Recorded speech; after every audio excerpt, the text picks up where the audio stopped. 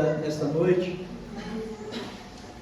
livro de Atos dos Apóstolos, capítulo 9, verso 1, até o verso de número 7, Gustavo vai colocar para nós ali, texto bem conhecido, né? Aliás, tudo para os irmãos é conhecido, os irmãos conhecem a Bíblia, né? Então, glória a Deus, né?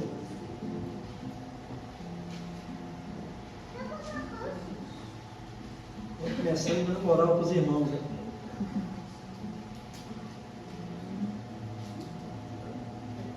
Atos capítulo 9, verso 1 até o verso 7.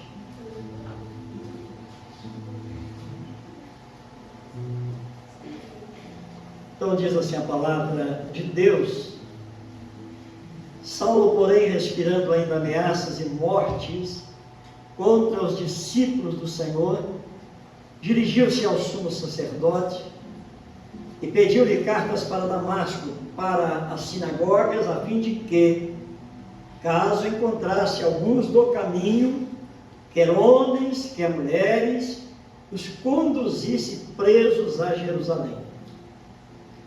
Mas seguindo ele viagem, aproximando-se de Damasco, subitamente o cercou um resplendor de luz do céu.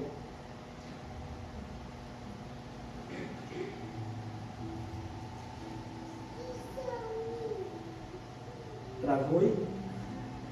E caindo por terra, ouviu-se uma voz que lhe dizia: Saulo, Saulo, por que me persegues? Ele perguntou: Quem és tu, Senhor? Respondeu o Senhor: Eu sou Jesus, a quem tu persegues. Mas levanta-te e entra na cidade, e lá te será dito o que te cumpre fazer. Os homens que viajavam com ele quedaram-se, palavra meio estranha, né, nessa tradução, emudecidos, ouvindo na verdade a voz, mas não vendo ninguém. Amém? Os irmãos podem se assentar. Meus queridos, o tema desta noite, propondo aqui para os irmãos, é a intervenção divina que muda a vida da pessoa. A intervenção divina que muda a vida da pessoa. Perceberam que eu troquei a primeira palavra, intervenção, coloquei? Eu podia ter colocado lá o chamado divino que muda a vida da pessoa. Eu não troquei por um acaso. Porque muitas vezes quando nós falamos assim, o chamado de Deus, dá-se uma ideia de um chamado que a gente faz a uma pessoa, não é verdade? Eu estou chamando uma pessoa. E às vezes a pessoa ouve, a pessoa não ouve, a pessoa atende ou não atende o chamado. Por isso que eu troquei por intervenção divina. Porque o chamado, no sentido bíblico, aquilo que a Bíblia afirma, na verdade, é uma intervenção divina. Porque Deus não chama para perguntar à pessoa: você quer ou não quer? Você não vai ver isso na Bíblia. Você vai ver um chamado se recusa. Isso tem toda a Bíblia. Zaqueu, por exemplo, procurava ver Jesus, não via de jeito nenhum. Jesus não chegou para ele e falou assim: hoje, Zaqueu, posso dar uma idinha lá na sua casa? Desce depressa, hoje me convém ir lá na sua casa. Porque Deus já tinha preparado o coração dele. É uma intervenção divina, porque Deus já prepara o homem para ouvir o chamado. Por isso que eu estou fazendo essa separação de um chamado humano do chamado de Deus. Porque Deus, ele é perfeito, ele é onisciente, Então ele prepara e tem tudo preparado em suas mãos. E essa intervenção divina, ela vai mudar radicalmente a vida da pessoa. A pessoa nunca será a mesma. Então, se uma pessoa diz, eu fui chamado por Deus, mas ele continua a mesma vida, é um claro sinal que, na verdade, Deus não o chamou, porque não interviu na vida dele.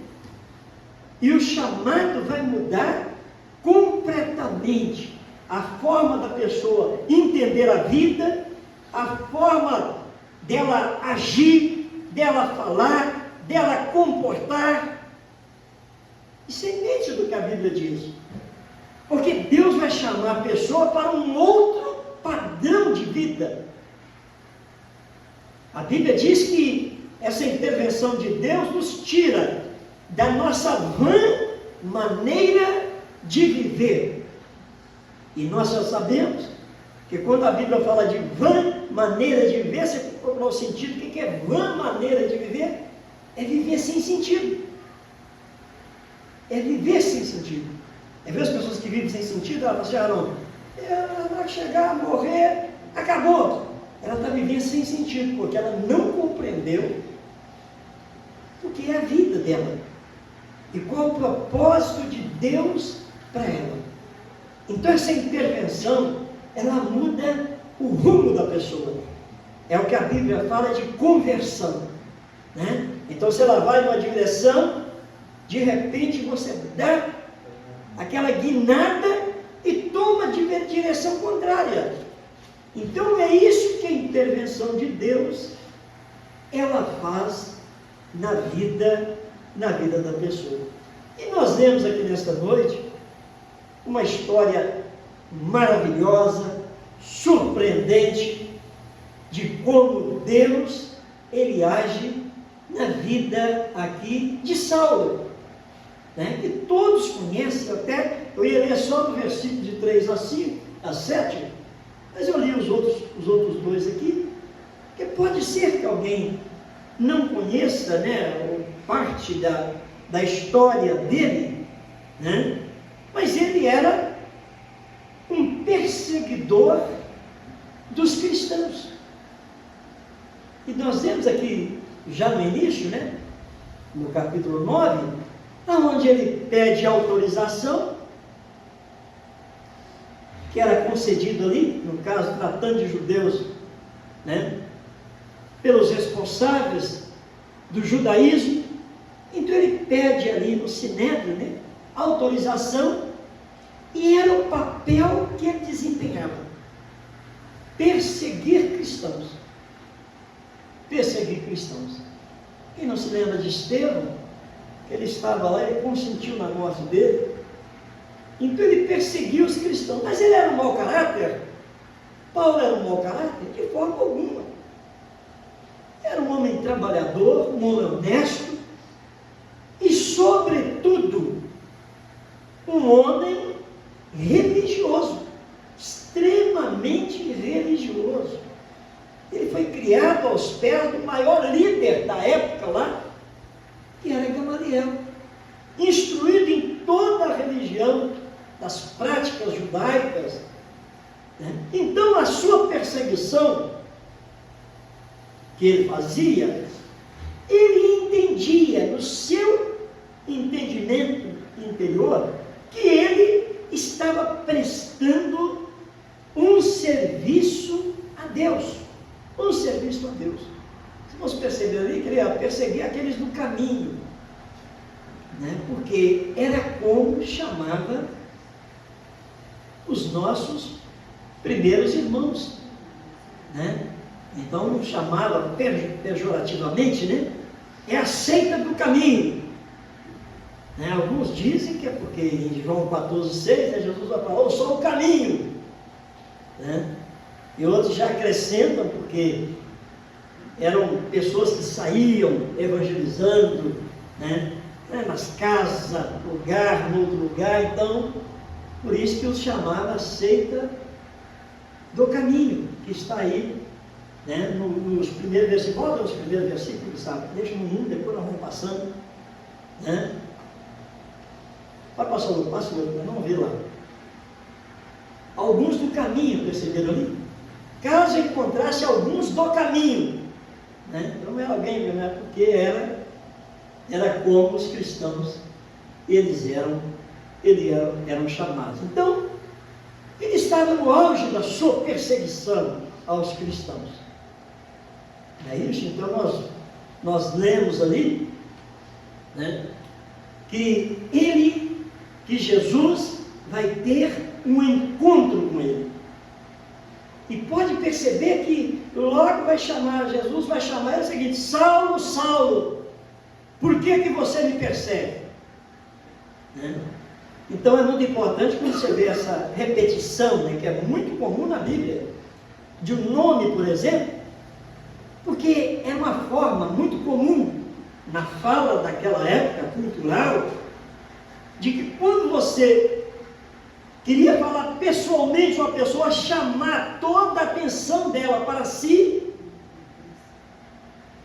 de uma forma íntima, então você sempre repetia. Então, lembrar de Marta? Jesus falou isso com Marta: Marta, Marta.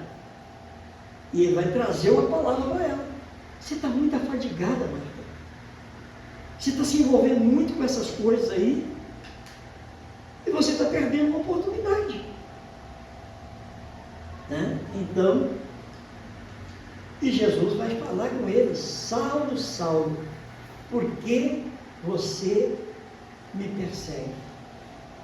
E nós vemos pela leitura uma transformação de imediata na vida dele.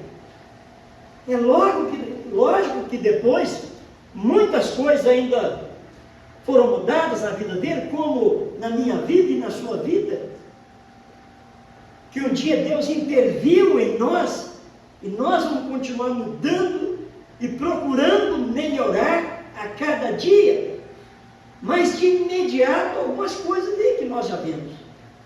Na leitura você compreende uma mudança de entendimento, de postura e de propósito que ocorre na vida dele, né? Então a gente logo percebe isso, né? E todos nós sabemos que a mudança dele foi uma mudança radical, de um perseguidor se tornou o maior missionário, o maior plantador de igreja, o homem que mais evangelizou, nós podemos dizer assim, que a Bíblia registra, o homem que mais propagou o reino de Deus, né? Porque essa intervenção de Deus fez isso na vida dele. A intervenção de Deus muda a vida da pessoa.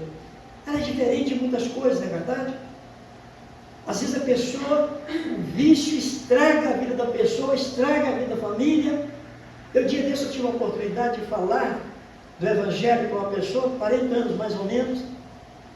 Eu conheço a pessoa que tem uns 5, 6 anos, uma pessoa de bem, trabalhadora, uma esposa, um filho que não largava dele, mas ele embrenhou no vício, perdeu a família, perdeu a esposa, não tinha como ficar com ele. Hoje está pelas ruas, não trabalha. Tem que mudança terrível, não é verdade? Mas a mudança que Deus faz, ela melhora a vida da pessoa, ela vai trazer paz para o interior da pessoa, vai trazer salvação eterna, vai trazer esperança no mundo tão desesperançoso em todos os aspectos, mas ela vai trazer esperança, porque há um destino glorioso preparado para aqueles que Deus chamou para estar na sua presença, né? Então veja bem, algumas coisas nós podemos aprender de imediato aqui, lendo esse texto. A primeira coisa que nós podemos aprender, que essa intervenção divina, ela não depende da pessoa, ela não depende. Você não vê em nenhum momento ele estava no auge da sua perseguição. Você não vê nenhum momento ele pensar, será que eu estou fazendo certo? Será que eu estou... Não, para ele estava certo.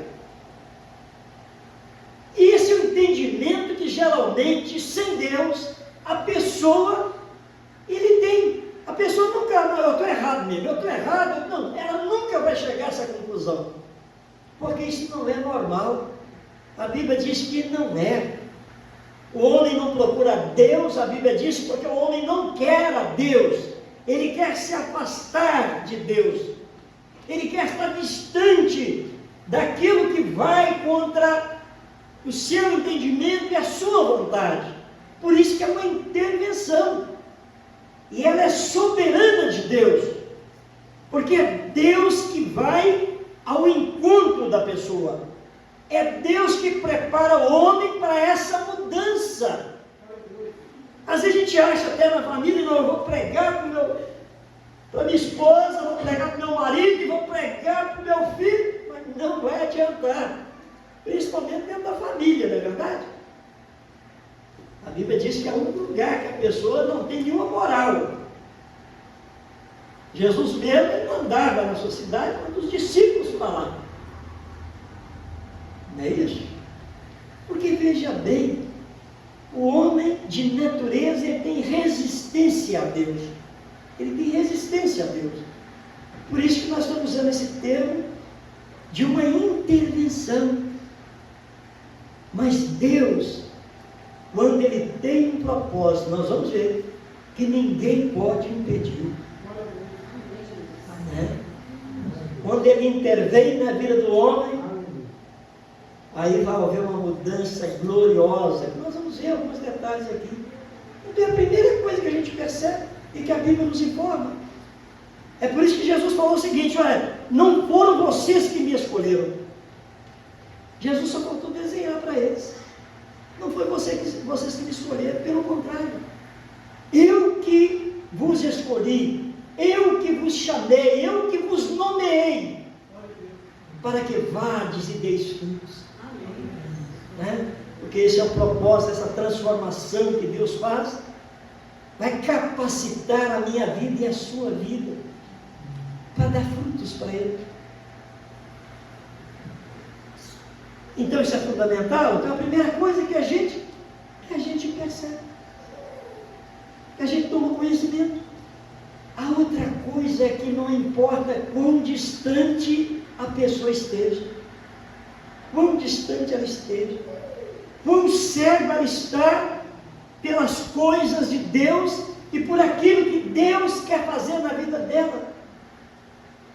Isso não importa e não impede. Porque quando Deus estabelece, vai acontecer. O homem vai ser alcançado, a mulher vai ser transformada. Então não importa. Não importa. Né? Então algumas coisas aqui importantes que eu quero ver com os irmãos. Ali no versículo 3, por exemplo. Coloca o versículo 3 para nós, Gustavo. Veja bem o que aconteceu com ele. Então ele lá ia indo normal, vou perseguir cristãos, vou lá naquela cidade ali, vou perseguir eles. E quando ele vai, olha, ele estava aproximando de Damasco, subitamente o cercou um esplendor de luz da onde, hein? Não era da semida, era a luz do céu. Por isso que nós falamos lá, é uma intervenção divina. Olha o termo que usa ali. A luz fez o que com ele, hein? Ficou de um lado dele ou o cercou? Ela o cercou. Porque nós até ouvimos aqui ontem, né? Teologia Reformada, ela fala disso, que o chamado ele é o quê? Quem guardou? O chamado ele é irresistível. Ele é irresistível por isso, porque é uma intervenção. Já viu no supermercado, quando você quer pegar um produto?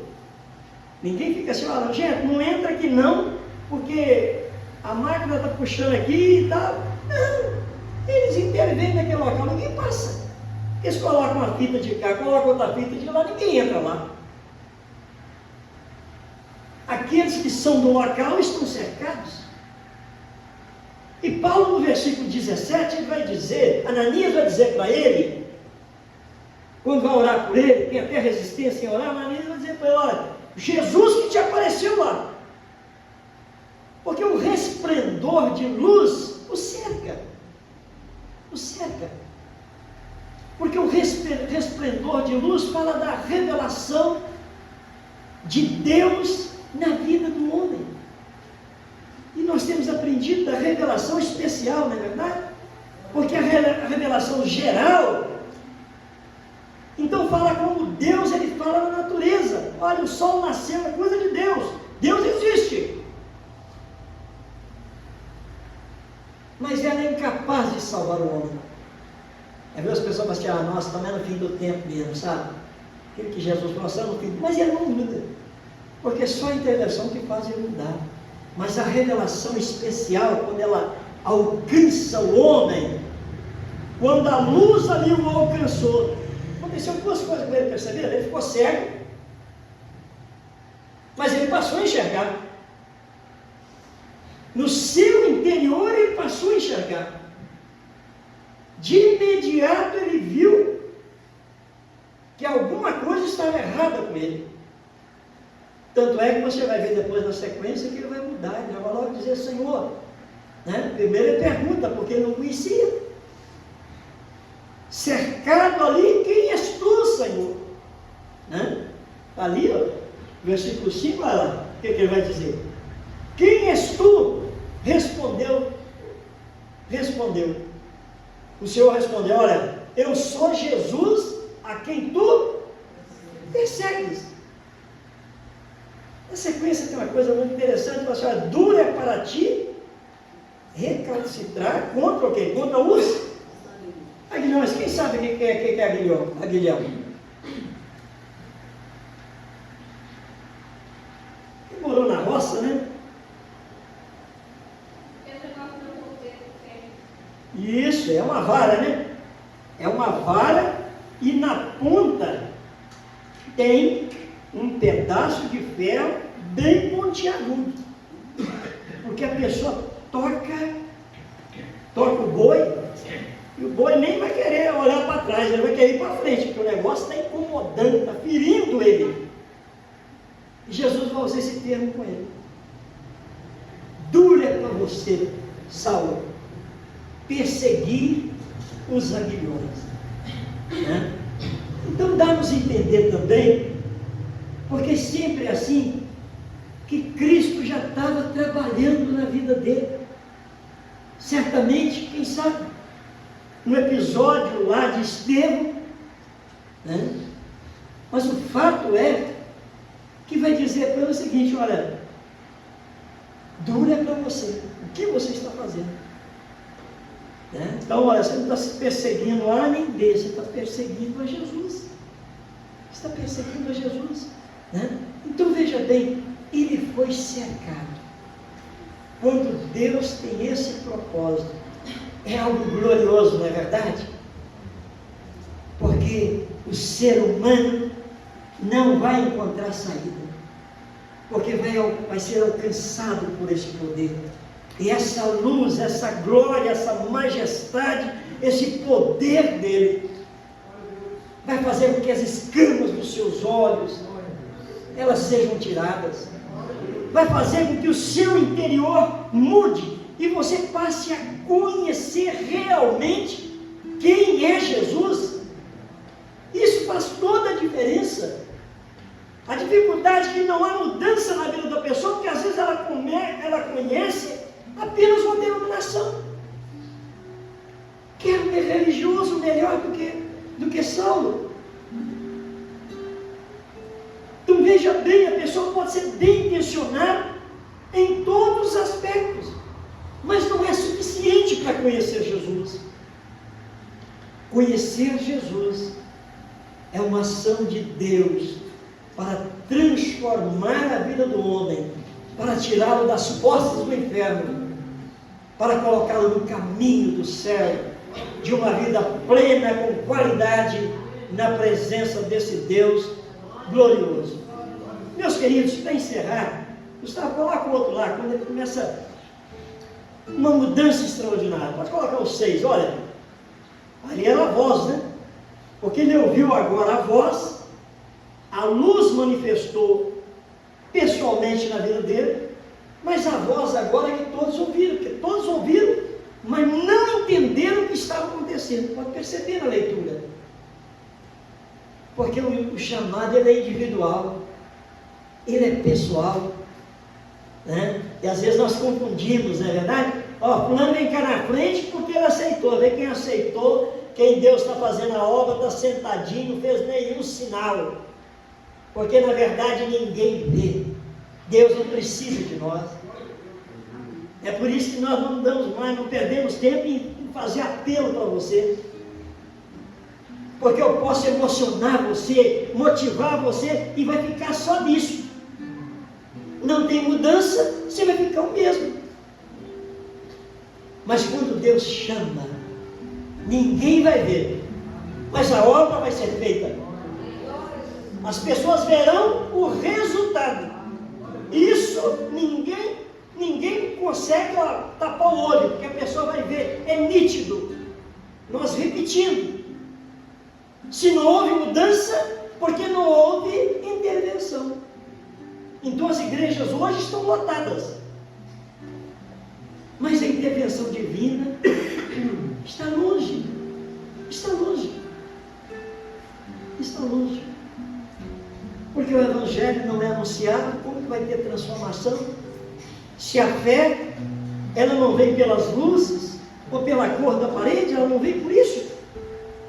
A fé vem por ouvir, e ouvir a palavra de Deus. É a voz que confronta.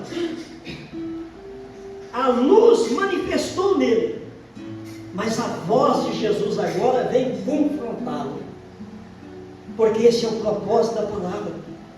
É me confrontar e confrontar você todos os dias, porque esse é o propósito de Deus, de nos confrontar para não voltar atrás, de nos confrontar para nós não mergulharmos como o mundo está, mergulhado no pecado. Esse é o propósito. Então, a voz ali vai vir para confrontar. Por que você me persegue?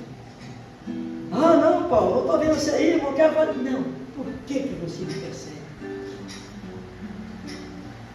Ele sem conhecer, sem saber quem era, né? Quem és tu, Senhor? Quem és tu? Ele entendeu, olha, é alguém poderoso. Nós aprendemos aqui ontem, né, que nós somos chamados para ser escravos de Jesus Cristo. Ele já vai manifestar ali, chamando ele de Senhor. Chamando ele de Senhor. E você vai ver nos demais, né, nos versículos que nós lemos, que ele agora vai perguntar: Senhor, o que tu queres que eu faça? Percebe? Como que esta luz e a palavra que veio de Jesus mudou radicalmente, vamos assim dizer, né? Radicalmente, está vendo? Porque, como eu falei, é uma mudança que vai ocorrer em toda a nossa vida. Mas você já vê mudanças extraordinárias. Porque aquele que perseguia agora não vai perseguir mais. Aquele que achava que estava totalmente certo, tinha que fazer isso, agora ele vai perguntar: o que o Senhor quer que eu faça? O que o Senhor quer que eu faça?